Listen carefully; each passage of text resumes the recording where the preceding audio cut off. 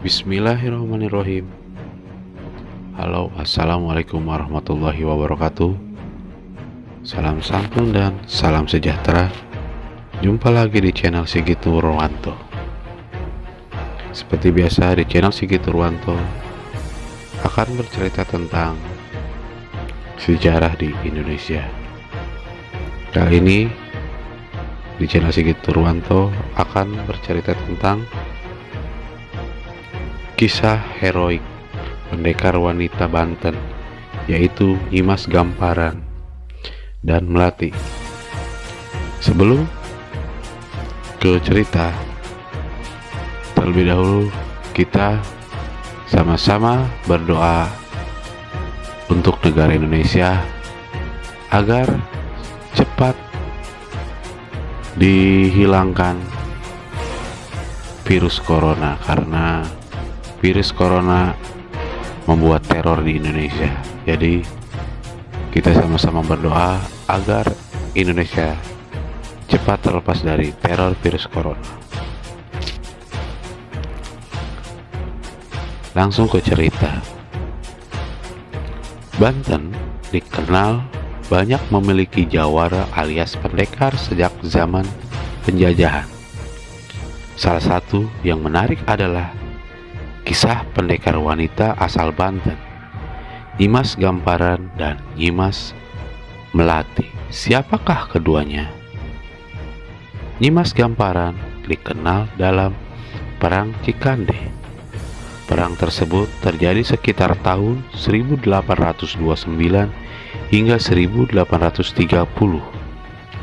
Perang tersebut terjadi lantaran Nyimas Gamparan yang memimpin puluhan pendekar wanita menolak Kulturastel pada tahun 1830 yang diterapkan Belanda kepada penduduk pribumi. Nyimas Gamparan dan puluhan prajurit wanitanya menggunakan taktik perang gerilya untuk menghadapi pasukan Belanda. Pasukan Nyimas Gamparan ini memiliki markas persembunyian di wilayah yang kini disebut Balaraja. Konon, penamaan Balaraja berasal dari pasukan Nyimas Gamparan, Balaraja, tempat singgah para raja, asal kata balai dan raja, dan juga yang menyebut tempat berkumpulnya bala, teman, tentara raja. Serangan demi serangan yang dilakukan oleh pasukan Nyimas Gamparan membuat Belanda sangat kerepotan. Berbagai cara pun dilakukan untuk menumpas pasukan Srikandi pimpinannya Nyimas Gamparan. Belanda lalu menggunakan politik divide and impare. Raden Tumenggung Kartanagara yang menjadi demang di wilayah Jasinga Bogor diminta bantuan untuk menumpas milisi Srikandi ini. Tumenggung Kartanagara diiming-imingi bakal dijadikan penguasa di daerah Rangkas Bitung. Pasukan Ki Debang inilah yang kemudian diadu dengan pasukan Nyimas Gamparan. Taktik Belanda ini rupanya cukup ampuh. Nyimas Gamparan akhirnya berhasil dikalahkan oleh pasukan Kartanagara. Nyimas Gamparan pun disemayamkan di daerah Pamarayan, Serang, Banten. Selanjutnya adalah kisah Nyimas Melati. Kisah Nyimas Melati juga tidak kalah heroik dalam upaya melawan segala bentuk penjajahan di wilayah yang kini disebut Banten. Bahkan Nyimas Melati tercatat sebagai pahlawan wanita dalam sejarah perjuangan merebut kemerdekaan Indonesia di wilayah Tangerang.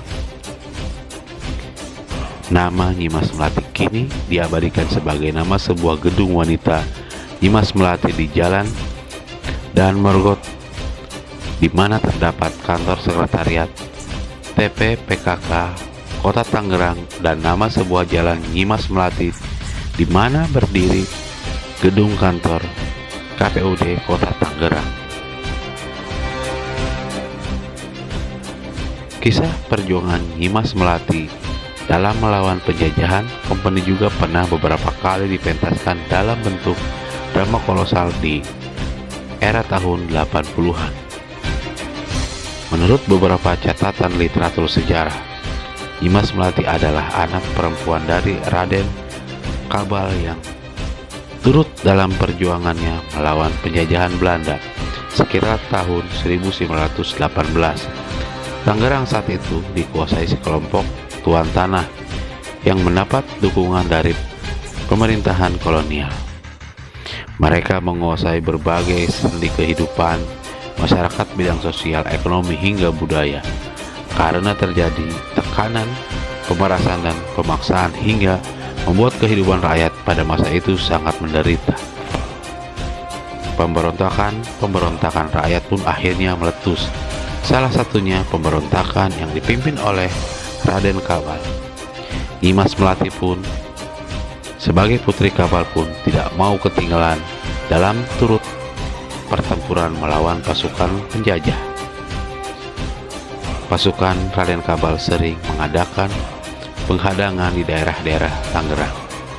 Dalam pertempuran melawan kompeni Belanda, sang Raden dibantu oleh Nyimas Melati dan Pangeran Pabuaran Subang.